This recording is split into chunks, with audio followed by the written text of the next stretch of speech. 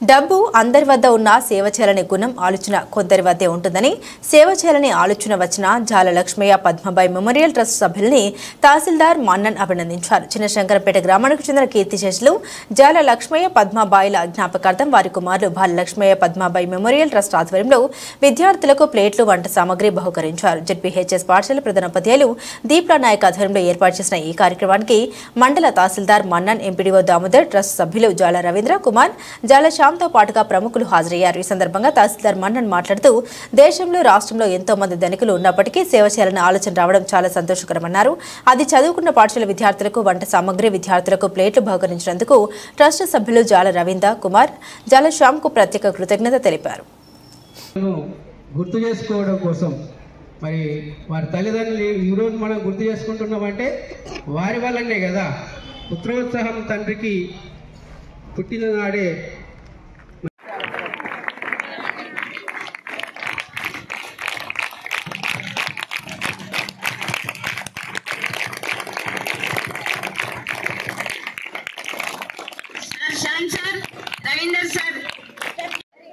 అలాగే రవీందర్ సార్ మా ముఖ్య అతిథులు అందరి చేతుల మీదుగా మా విద్యార్థులకు ప్లేట్స్ పంపిణీ జరుగుతుంది.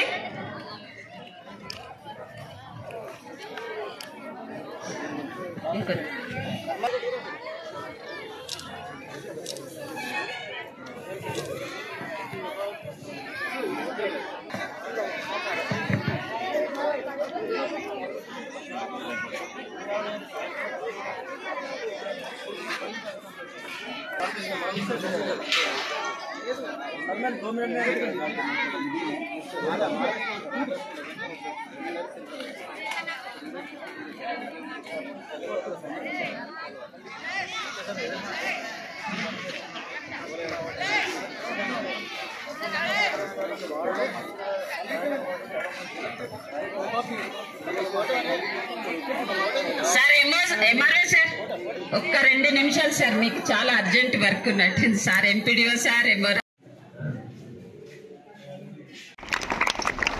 ఈ పాఠశాల పరిస్థితులు దాదాపు మన అతిథులందరికీ పోచయ్య సార్ గారు వివరించి ఉన్నారు. ఈరోజు పిల్లలను కూర్చుండబెట్టి పంతులను నిలబెట్టే పరిస్థితి ఈ పాఠశాల ఉంది. దీంతోనే మనకు అర్థమైపోయింది. కుర్చీలు లేవు, టేబుల్లు లేవు, డెస్కులు లేవు, బెంచీలు లేవు. అయినా మాలో ఒక పట్టుదల పెరిగింది. శంకరమ్మ నడిచిన నేల, శంకరమ్మ పాలించిన నేల, దీని చరిత్రను తిరిగి నిలబెట్టాలి. శంకరంపేట పాఠశాలను జిల్లా స్థాయిలో నంబర్ 1 చేసే బాధ్యత మా ఉపాధ్యాయులను దూరంలో ఏం లేదు, అతి స్వల్పకాలం 1 ఇయర్లో ఈ పాఠశాలలో ఎలాంటి చేంజెస్ తీసుకొస్తామో మేము అన్ని రకాల ప్లాన్ చేసుకున్నాం సార్. మనం పల్లెటూరు, ఈ పల్లెటూరు పిల్లలు, పేరెంట్స్, తర్వాత పంతులు అందరూ ఒకే రకమైన అభిప్రాయంతో ఉన్నారు. ఎలాంటి అభిప్రాయం అంటే అక్షయ పాత్ర పిల్లలకు భోజనాన్ని అందించడంలో దాని పాత్ర చాలా ప్రత్యేకమైనప్పటికీ దానివల్ల కొన్ని పాత్ర అమోఘమైనప్పటికీ కొన్ని చిన్న చిన్న అవసరాలను, మధ్యాహ్న భోజన అవసరాలను తీర్చలేకపోయింది. కాబట్టి విద్యార్థుల్లో అంత అటెండెన్స్ ఉండలేకపోయింది. మధ్యాహ్న భోజనంలో చాలా మంది విద్యార్థులు మధ్యాహ్న భోజనం చేయలేక, ఇంటి నుంచి తెచ్చుకోలేక అవస్థలు పడుతున్నారు. అందుకే పిల్లలు, పంతులు, పేరెంట్స్ అందరూ ఏకాభిప్రాయంతో ఏజెన్సీని మార్చేశాం విజయవంతంగా. మరి విద్యార్థులారా, ఈ మధ్యాహ్న భోజనం గురించి ఒక్క నిమిషంలో నేను కంప్లీట్ చేస్తాను. చాలా షార్ట్గా 1925లో స్వాతంత్రానికి ముందుగా తమిళనాడులో ముఖ్యమంత్రి కామరాజ్ నాడార్ కారు పైన వెళ్తూ రోడ్డు పక్కన కూర్చున్న బాలలను చూశాడు. ఏమయ్యా, చదవడం ఇష్టమా మీకు అని అక్కడ కారు ఆపి అడిగాడు. సీఎం అని తెలియకుండా విపరీతంగా గట్టి స్వరంతో సీఎం గారిని ప్రశ్నించడం జరిగింది. దాంతో సీఎం గారికి కోపం రాలేదు. అప్పుడు ఏంది మన స్కూళ్ళలో స్ట్రెంగ్త్ పెరగటం లేదు, విద్య శాతం తగ్గిపోయింది, అక్షరాస్యత శాతం తగ్గిపోయింది. ఈ విధంగా ఖాళీగా కూర్చుంటే మనతో ఖాళీగా కూర్చోవడం కరెక్ట్ కాదని వీళ్ళకు మధ్యాహ్న భోజనము కనీసం అందిద్దామనే ఉద్దేశంతో తమిళనాడు అప్పటి సీఎం కామరాజ్ నాడార్ ఈ మధ్యాహ్న భోజన ప్రక్రియకు అంకురార్పణ చేసిన గొప్ప వ్యక్తి, చాలా గొప్ప వ్యక్తి. ఇది దేశవ్యాప్తంగా మధ్యాహ్న భోజనం ప్రారంభానికి ఒక ప్రేరణ కార్యక్రమం అయింది. విజయవంతంగా నేటికి భారతదేశంలో పౌష్టికరమైన ఆహారాన్ని అందించడానికి చాలా చక్కటి ఉదాహరణగా మారింది. ఆ విషయాన్ని మీతో గుర్తు చేస్తూ వారికి కూడా ప్రత్యేకమైన ధన్యవాదాలు తెలియజేస్తాం. మరి విద్యార్థులారా మీకోసం ఉండడం వల్ల అది మేము పాఠశాలకు రాగానే గ్రహించి ఇక్కడ మధ్యాహ్న భోజనం ఏర్పాటు చేయడం జరిగింది. దానికి మనోహర్ గారిని సంప్రదించి పిల్లలకు ప్లేట్స్ మరి వంట సామాన్లు కావాలని కోరిన వెంటనే మరి మేము చిన్ననాటి బాల్య మిత్రులం అమ్మ నాన్న జ్ఞాపకార్థం ఇవ్వడానికి సిద్ధంగా ఉన్నాం. మేము ట్రస్ట్ ద్వారా ఇస్తూ ఉన్నాం. గత వాళ్ళ నాన్నగారు చనిపోయిన నుంచి వాళ్ళు ట్రస్ట్ ఏర్పాటు చేసి ఈ స్కూల్లో మేము చదువుకున్నాం. 8వ తరగతి వరకు ఈ స్కూల్లో చదువుకున్నాను. మా తమ్ముడు అందరూ ఈ స్కూల్లో చదువుకున్నారు. 8వ తరగతి నుంచి కాంపోజిట్ మ్యాథ్స్ స్కూల్కి నన్ను పంపించాను. అప్పుడు కాంపోజిట్ మ్యాథ్స్ లేకుండా ఇక్కడ. తర్వాత మా తమ్ముళ్ళు అంతా ఇంకోత 3వ అందరం బాగానే ఉన్నాం, అందరూ ఎడ్యుకేటెడే. కాకపోతే అంటే పరంగా కాదు, చదువు పరంగా మేము పై స్థాయిలో ఉన్నాం. ఇంజనీరింగ్, బీఎస్సీ ఫిషరీ, ఇంకోతరు ఎంసీఏ, ఇంకోతరు డిగ్రీ, తర్వాత వాడు డిగ్రీ డిస్కంటిన్యూ. ఇట్లా మా పిల్లలందరికీ ఆదర్శం సార్. అయితే పిల్లలకు నేను చెప్పేది ఏంటంటే, అందరూ మాట్లాడుతున్నారు, జాగ్రత్తగా వినండి. పిల్లలకు నేను చెప్పేది ఏంటంటే, మీరు చెప్పింది శ్రద్ధగా వినండి. విని రోజు హోంవర్క్ రోజు చేయండి, పెండింగ్లో పెట్టుకోవద్దు. తెల్లారైనా డౌట్స్ వచ్చే మళ్ళీ వాళ్ళని అడగాలి. ఎవరు ఎక్కువ డౌట్స్ అడుగుతారో వాళ్ళు బాగా చదువుకున్నట్టు. ఉపాధ్యాయులను నిద్ర పోనీయొద్దు వాళ్ళని ఎప్పుడు కానీ. స్కూల్ ఉన్నంతసేపు వాళ్ళు నిద్ర పోనీయద్దు, అసలు కూర్చోనియద్దు. ఎప్పుడు ఏదో డౌట్ ఏదో అడుగుతూనే ఉండాలి. అర్థమైతే కూర్చోవాలి, లేకపోతే ఎప్పుడు అడుగుతుండాలి. బాగా చదువుకున్న తర్వాత చదువు అనేది ఎందుకోసం? విచక్షణ జ్ఞానం. మనిషికి విచక్షణ జ్ఞానం ఏంటంటే దాని అర్థం, ఇది మంచి, పశువుకు మనిషికి తేడా విచక్షణ జ్ఞానం. ఇది మంచి, ఇది చెడు అంటాం. ఆ విచక్షణ జ్ఞానం అనేది మనకు మానవులకు ఎక్కువ ఉంటుంది. కాబట్టి ఇంకా చదువుకున్న వాళ్ళకి ఇంకా ఎక్కువ ఉండాలి. చదువుకున్న వాళ్ళు తప్పులు చేస్తున్నారు, తప్పులు చేయకూడదు. మనం చదువుకున్నది ఇది మంచి, ఇది చేస్తే మంచి అవుతుంది, ఇది చేస్తే చెడు అవుతుంది అనేది ఒకటి జ్ఞానాన్ని బాగా సంపాదించి విద్యార్థులకు ఈ అన్నదాన కార్యక్రమానికి ఏదైతే మధ్యాహ్న భోజనానికి ప్లేట్లు మరియు వంట పాత్రలు వాళ్ళు అవసరాన్ని గుర్తించి ఇవ్వడం ఎంతో సంతోషించేదగ్గ విషయం. ముఖ్యంగా జాల లక్ష్మయ్య గారంటే ఇక్కడ ఆయన ఒక బ్రాండ్గా ఉంటుండే. ఎప్పుడు చూసినా ఆయన ఒక స్టైలు, అది ఎప్పుడు చూసినా లక్ష్మీ అంటే మనకు నిద్రలో ఏ రాత్రి లేచినా లక్ష్మీ అంటే ఆయన ఇట్లుంటాడనేది అట్లా ఏర్పడేటట్టు ఆయన డ్రెస్ కానీ ఆయన వ్యక్తి హావభావాలు కానీ అందరికీ గుర్తుంటేట్టు ఉంటుండే. ఒక జిల్లాలోనే ఆయన ఒక కాంట్రాక్ట్ ద్వారా కానీ ఆయన వ్యక్తిగతంగా మనిషి రూపకంగానే ఎంతోమందికి తెలిసేటట్టు ఉంటుండే. ఆయన ఆ రోజుల్లో ఏం చదువుకుండో తెలియదు కానీ ఆయన మాట్లాడే విధానం కానీ ఏది కానీ ఓ పద్ధతిగా చాలా అందరితో కలిసిమెలిసి చాలా బాగా ఉంటుండే ఊర్లో. మరి అటువంటి వాళ్ళ సంతానమైనటువంటి జాల రవి గారు వీళ్ళందరూ వాళ్ళ కుటుంబం కూడా అందరు పిల్లలు వాళ్ళందరూ కూడా ఇక్కడనే చదువుకున్నారు. ఒక్కొక్కరు వివిధ రంగాలలో. ఈయన జాల రవి ఇంజనీర్గా, ఆయన ఒక పత్రిక దాంట్లో ఒక అతను సింగపూర్లో ఉండే, ఇప్పుడు ఆస్ట్రేలియాలో. అవును, ఆయన ఇక్కడ చదువుకున్న అతను వీళ్ళ సోదరుడు.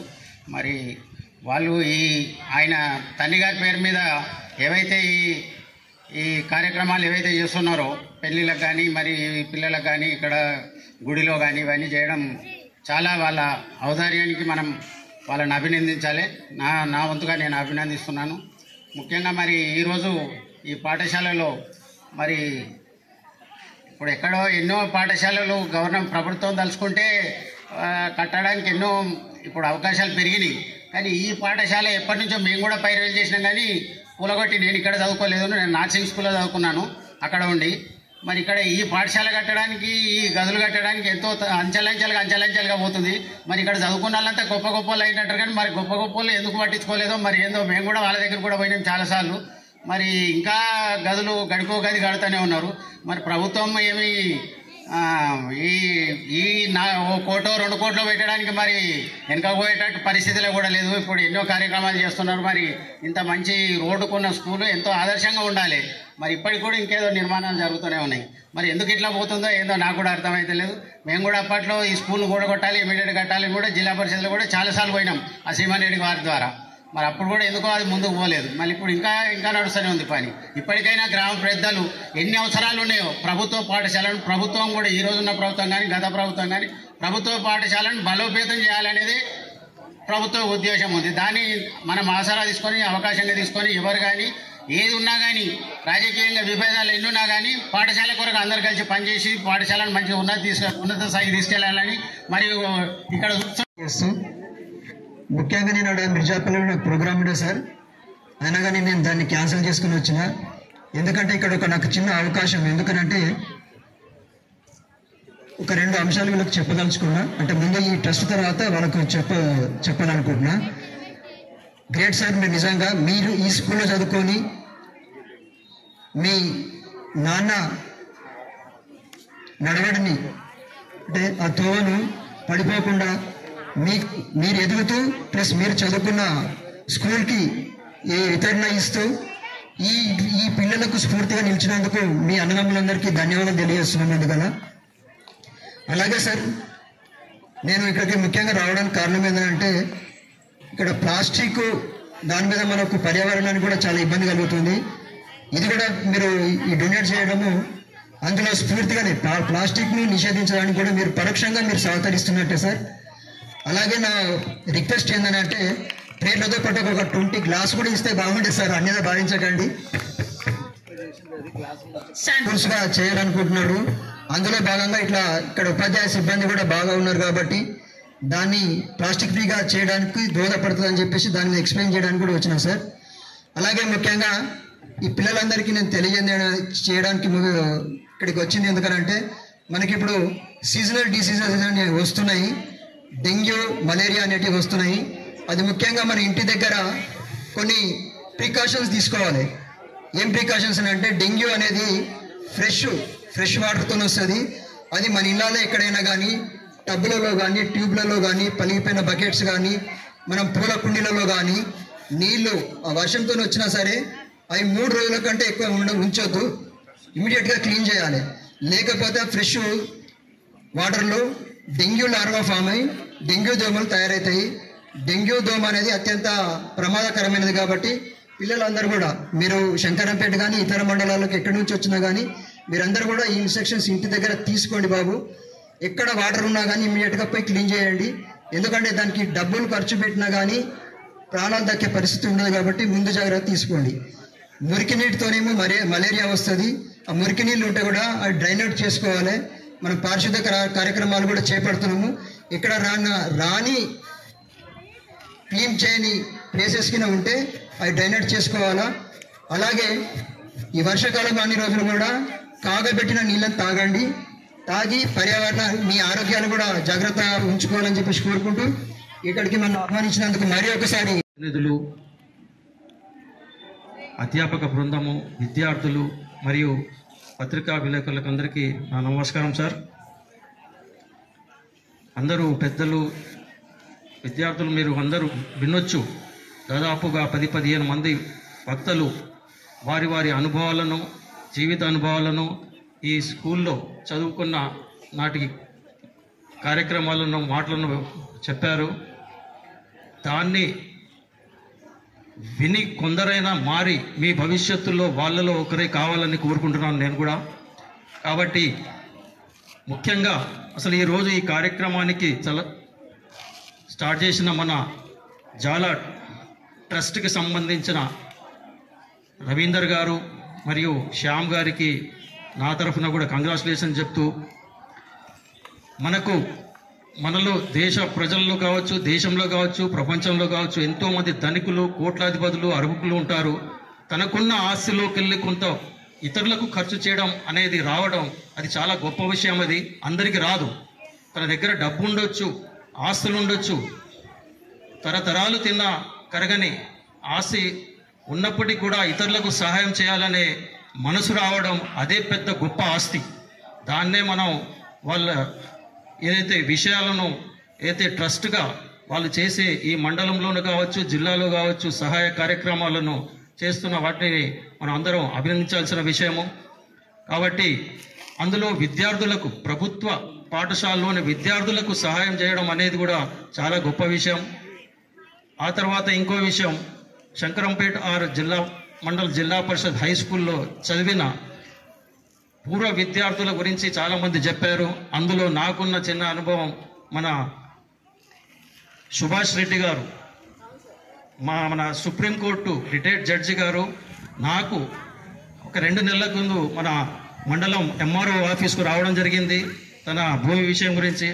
అప్పుడే పెద్ద ఆశ్చర్యపోయాను. ఇంత పెద్ద హోదాలో దేశం అత్యున్నత న్యాయస్థానమైన న్యాయస్థానంలో పనిచేసిన జడ్జి గారు మన ఈ శంకరంపేట 6 మండలం విద్యార్థి అని చెప్పి సార్ కనీసం 2 గంటలు మన ఆఫీస్కు కూర్చొని శంకరంపేట 6 మండలం యొక్క గొప్పతనము, స్కూల్ గొప్పతనము చెప్పడం జరిగింది. చాలా ఆశ్చర్యపోయాను నేను.